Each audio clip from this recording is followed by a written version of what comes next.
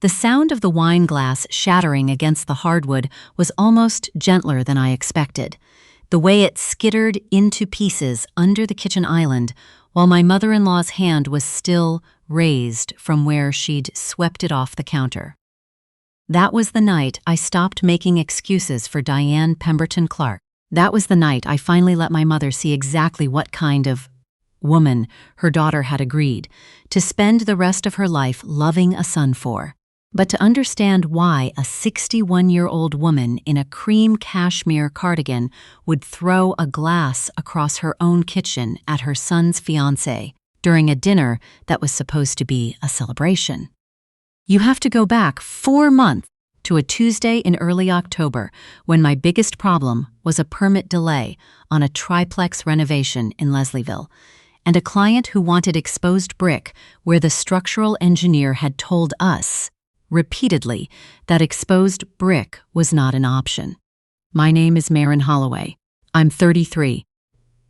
I run a small residential construction firm out of Toronto, the kind that does additions and full-gut renovations for people who've finally saved enough to stop dreaming about their kitchen and actually build it. I started the company at 29 with a business loan, a used truck, and a foreman named Desmond, who'd worked with my dad for 15 years before my dad's knees gave out, and he retired to a cottage near Bracebridge. I know what it costs to pour a foundation in a Toronto winter. I know how to read a permit application that's been sitting on a city desk for 11 weeks. I know how people in big houses in Forest Hill and Rosedale talk to contractors like we're furniture that happens to talk back, and I'd gotten very good over 4 years at not letting that get under my skin. I should have known it would eventually get under my skin with someone I actually loved. I'd been with Callum Pemberton Clark for 2 years. We met because his firm handled the legal side of a property dispute for one of my clients, and he was the only lawyer in the room who asked me a question about load-bearing walls instead of talking over me.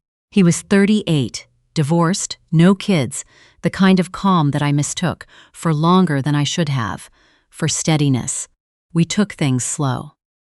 I met his mother only twice in the first year, both times briefly, both times at restaurants where she ordered for the table without asking anyone what they wanted.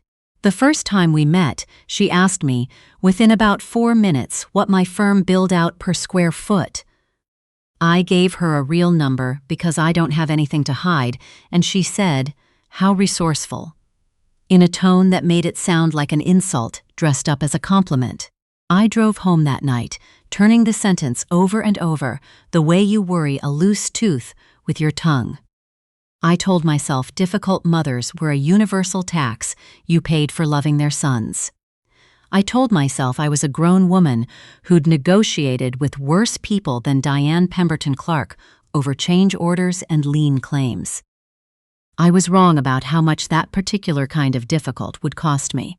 What I didn't know, what Callum hadn't told me, and this is the part that still makes my jaw tighten, was that his mother had decided, somewhere in that first year, that I was a problem to be managed rather than a person to be known. And Callum, who loved his mother in the specific, exhausted way of an only son who'd spent his whole life being her project, had decided the easiest path was to let her manage me quietly while telling me everything was fine. He proposed in March, at her house, over dessert, in front of her and his stepfather, Walter, a soft-spoken man who I came to understand had perfected the art of being in a room with Diane without actually being present in it. Callum got down on one knee in that pristine dining room with the good china already laid out for the occasion, like she'd known, and he said the things you say, and I said yes, and I meant every word of it. Diane hugged me afterward. She said, "Welcome to the family, sweetheart," in a voice warm enough that I let myself believe it. I understand now that it wasn't a welcome.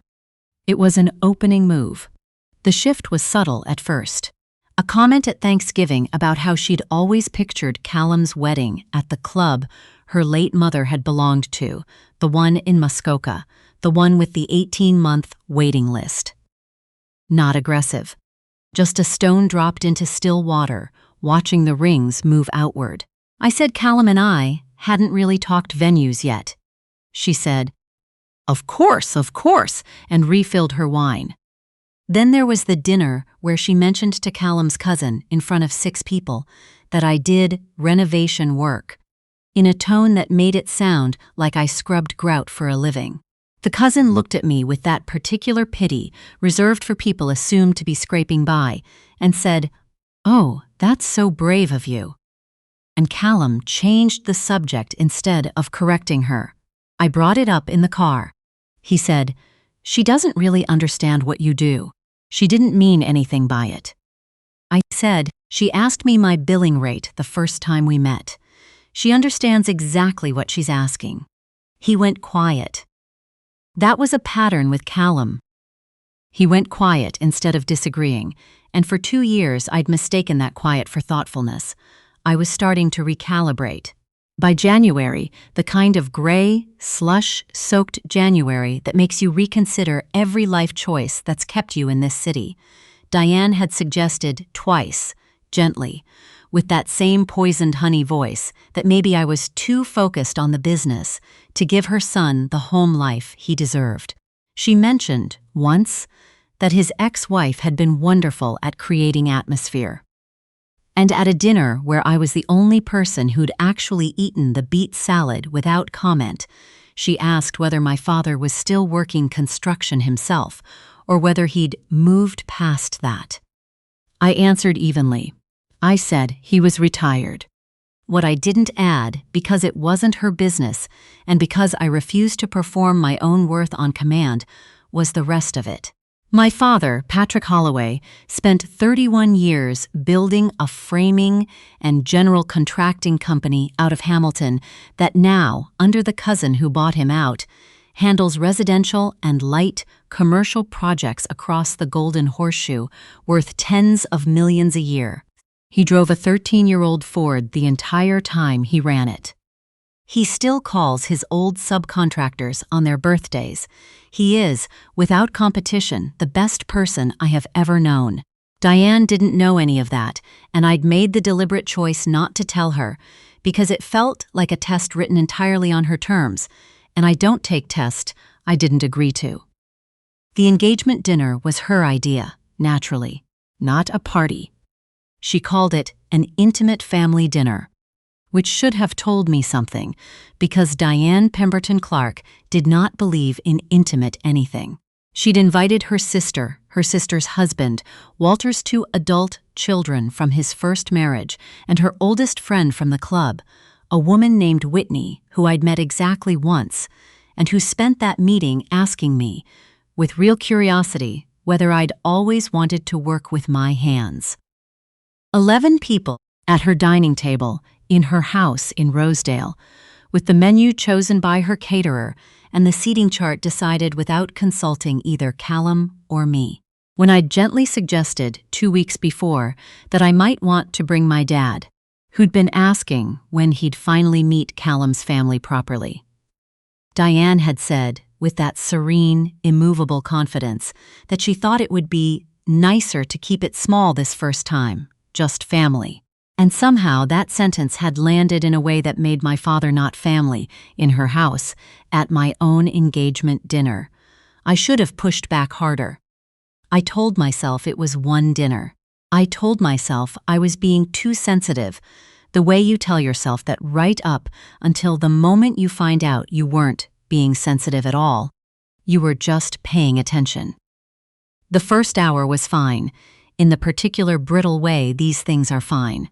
Wine, small talk, the specific exhaustion of being assessed by people who are pretending not to assess you. I talked to Walter, who was kind in a muted, apologetic sort of way. I talked to Whitney about nothing. I watched Callum's eyes find me across the room twice, like he was checking that I was still okay, which in retrospect should have told me he already suspected something was coming. Diane pulled me into the kitchen under the pretense of helping plate dessert. She closed the door most of the way. She said, I want to discuss something before this evening goes any further. Her hand landed on the counter between us, not on me, but close enough that it felt like a boundary she was drawing. I said, "All right." She said, "I had my assistant look into your company." My stomach dropped, not because there was anything to find, but because of the careful, satisfied way she said it, the way you say something when you believe you've already won. "Into the business," she said, "and into you specifically." She said she'd learned that my firm had taken out 2 lines of credit in the past year, that a subcontractor had filed a lien against one of my projects in the spring, that, in her words, a woman running a construction company alone, at your age, without family money behind her, is taking on a great deal of risk for my son to inherit. She said it pleasantly. She said it like she was doing me a favor by saying it out loud. I felt the particular cold clarity that comes right before anger turns into something useful. I said, "Diane, every contractor I know has a line of credit and at least 1 liens dispute in their history. That's not a scandal, that's construction. If you have real concerns, I'd rather you ask me directly than send someone digging." She looked at me for a long moment, and then she said, "I don't think you understand what you're marrying into." That was the moment Callum walked into the kitchen with 2 glasses of wine and a face that told me, in the way you can read someone after 2 years, that he'd heard at least the tail end of it. And Diane looked at her son, and then back at me, and her voice rose just enough to carry through the half-open door into the dining room, where 11 people had gone very quiet. She said, "I will not stand by while my son marries a glorified handywoman who can't even keep her own business out of debt." And then she picked up the wine glass on the counter, the one she'd poured for herself, and she didn't throw it at me. She threw it past me, hard, into the wall beside my head, close enough that I felt the spray of it across my cheek, and it shattered against the backsplash and rained down onto the floor between us. The room went still in stages, the way a held breath spreads. I stood there with wine on my collarbone and my ears ringing slightly from the sound, and I did the math on what had just happened, and I understood, with total clarity, that this was not a woman who'd lost her temper. This was a woman who believed she had the right. Callum said, "Mom," in a voice too small and about 4 minutes too late. I set my own glass down very carefully on the counter because my hands were shaking, and I did not want her to see that. I said, "I'm going to go wash this off," and I walked past both of them, out through the front hall, got my coat, and stepped out onto the porch into a cold, wet Toronto evening, and I called my father. He picked up on the second ring. He always picks up on the second ring. I said, "Dad, I need you to come get me. And I need you to bring everything." There was a pause, maybe 2 seconds. Then he said, "Where are you?" "The Pemberton Clark house. I'll text you the address." 40 minutes, he said. "Go sit somewhere warm. Don't talk to anyone." He didn't ask what happened. That was my father in a single exchange. He figured out what was needed, told me what he was going to do, and then did it. I'd watched him operate that way my whole life. On job sites, in arguments with city inspectors, in the hospital waiting room the night my mother had her gallbladder out. I had never been more grateful for it than I was on that porch, with wine drying sticky on my collarbone. I went back inside, not to the dining room, but to a small sitting room off the front hall that nobody was using. I sat down. I called my own lawyer, Priscilla Adeyemi, who has handled my firm's contracts since I founded the company and who has the rare gift of answering her phone on a Saturday night without sounding inconvenienced by it. I told her everything Diane had said, fast, in about 3 minutes. Priscilla said, "Marin, listen. Did she say where her assistant got the lien filing? That's public record. That's fine. But if she said anything about your financials specifically, account numbers, balances, I need to know exactly how she'd have access to that." I said, "She didn't get that specific. She talked about debt in general terms. Good, Priscilla said. Probably just pulled the public lien filing and made the rest sound bigger than it is. Don't engage with her again tonight. Let your father get there. I sat in that small room for 35 minutes, and in those 35 minutes, something in me went from raw to focused, the particular focus you get when you understand you're in a fight and there's no more use for hurt feelings. I heard the shift in the dining room before I saw it, the volume changing, voices going low and careful in the specific way a room gets when everyone's pretending not to listen. I stood and looked down the hall. My father had arrived in 38 minutes. I don't know how, given the 4:01 on a Saturday night. But Patrick Holloway has always had a complicated relationship with urgency when it involves his daughter. He was standing in the front entryway, still in his canvas work jacket, jeans, the boots he wears to walk a job site. 63 years old, lean, weathered, looking completely and deliberately out of place among the polished cocktail attire of Diane's 11 guests. He'd brought 2 people with him. One was a woman I recognized immediately, Idris Beekle. No, wait, The woman beside him was Fiona Marsh, his longtime company lawyer, a compact, sharp-eyed woman in her 50s who'd represented Holloway Contracting for over a decade and who didn't need to raise her voice to win a room. The second was a man I knew from years of family barbecues, Owen Whitfield, who managed commercial relationships for a regional credit union my father's company had banked with since before I was born. Owen had put on a blazer and driven out on a Saturday night without a single question asked.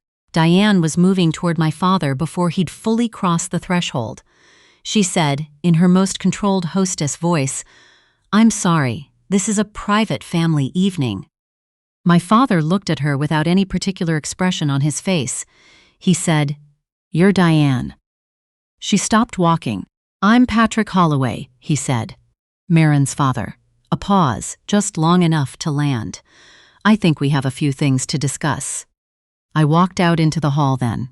I watched Callum see me, watched his eyes move from me to my father, to Fiona and Owen, watched something complicated cross his face that I couldn't fully read yet. His stepfather Walter had appeared at the edge of the dining room doorway, hovering the way he always hovered. Callum came toward me. He said, quietly, "Marin, I'm so sorry, what she did. I should have." "Not now," I said, without cruelty. I meant it. I didn't have the bandwidth for that conversation in the next 10 minutes. My father, Fiona, and Diane moved toward the windows at the far end of the front room. Walter materialized beside his wife the way he always did, present, silent, slightly behind her shoulder. I went and stood beside my father. Diane looked at the 3 of us and visibly recalculated. She said, "I don't know what Marin has told you, but I was simply being honest about the risks of—" "Diane," Fiona said, opening the slim folder she'd carried in from the car and setting 2 pages on the hall table with the unhurried precision of someone who'd done this 100 times. "Before you finish that sentence, I want to walk you through what's actually in the public record. Because what you found this afternoon and what you said in that kitchen are 2 very different things." She tapped the first page. Holloway Construction and Renovation has one outstanding line of credit, which is standard for a firm of its size, and which is, in fact, smaller relative to annual revenue than most general contractors operating in the GTA right now. The lien filed against the Leslieville project in April was resolved in full within 3 weeks. It's a payment dispute with a subcontractor that's about as scandalous as a parking ticket, and it's already discharged. Anyone who tells you otherwise either didn't read past the headline or wanted you to hear something different. Diane said, "That's not." I was told. "You were told what made the story you wanted to believe," my father said. His voice was even, almost gentle, which somehow made it land harder. You decided my daughter was a risk before you ever met her properly, and tonight you found a piece of paper that let you say it out loud in front of your friends. That's not protecting your son. That's looking for permission. Owen spoke up from just behind my father. Patrick, I can speak to the credit history directly if it's useful. Holloway's line has never carried a missed payment in 11 years with us. I'll put that in writing if anyone in this room wants it. I looked directly at Diane and said, I want you to hear this clearly, because I'm not going to say it twice.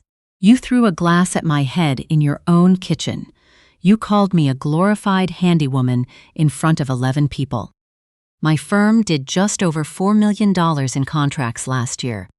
I have no personal debt beyond a mortgage I pay 2 weeks early every single month. And my father built a company that's still standing, still paying its people 11 years after he handed it off, because he built it to last the same way I'm building mine. I paused.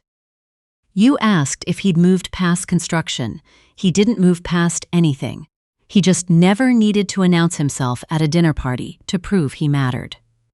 Something moved across Diane's face. Not remorse, exactly. I don't think Diane Pemberton Clark has ever fully experienced remorse the way most people do.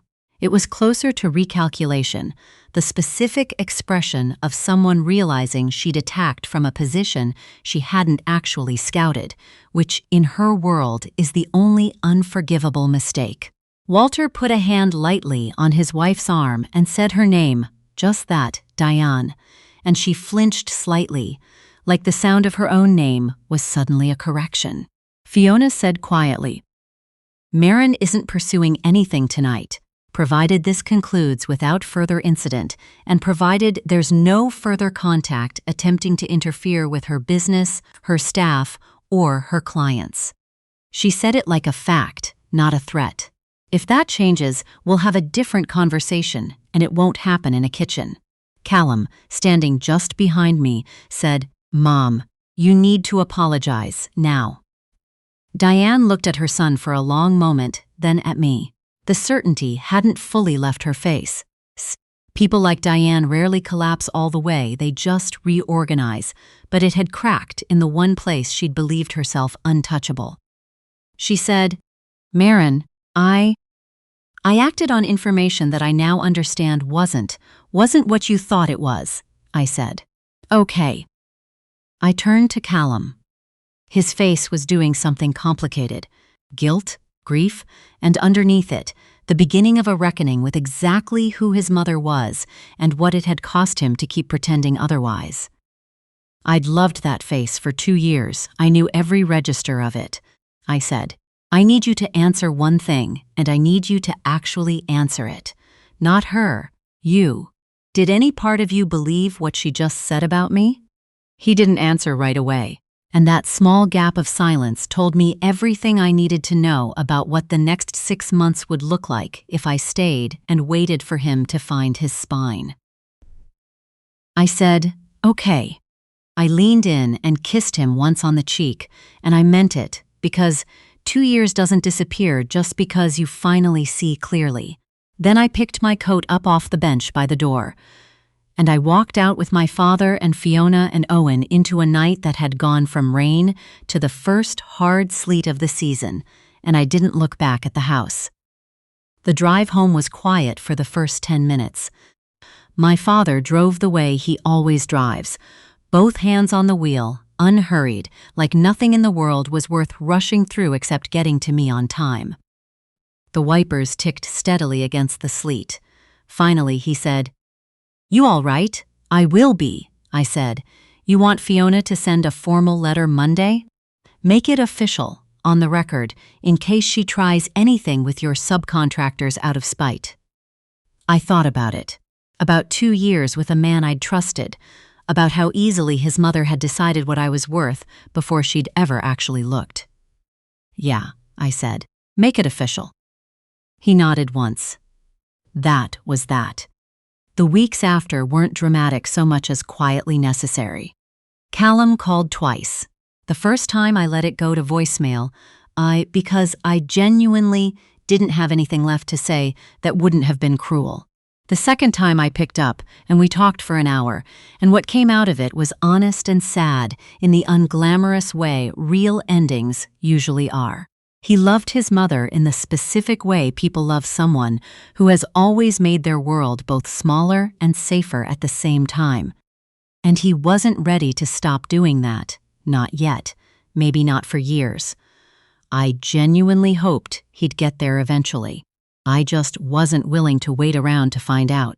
I kept the ring in its box on my dresser for about 10 days before I drove it back to him myself, because mailing it felt like something out of a movie, and I am not a person who does things for the cinematic value. He tried to apologize again, standing in his doorway, and I let him, because he deserved to say it even if I'd already moved past needing to hear it. Diane never reached out directly. What I got 3 weeks later was a stiff, lawyerly note relayed through Fiona. 2 sentences expressing regret for any distress caused by a misunderstanding. I read it once, filed it, and haven't thought much about it since. Walter, of all people, sent a separate, handwritten card a few days after that, just a few lines, saying he was sorry it had gone the way it had, and that he'd always thought I was good for Callum. It mattered more than I expected it to. My father, for his part, never once said anything close to "I told you so," because that has never been who he is. What he did was show up at my place the following Saturday with a dozen Timbits, my favorite, and sat at my kitchen counter while I talked it all the way through, and listened the way he's always listened. Completely, without an agenda, without trying to fix what wasn't his to fix. At some point, I said, "I really thought I had this figured out." He said, "You did figure it out, sweetheart. Just took you exactly as long as it needed to."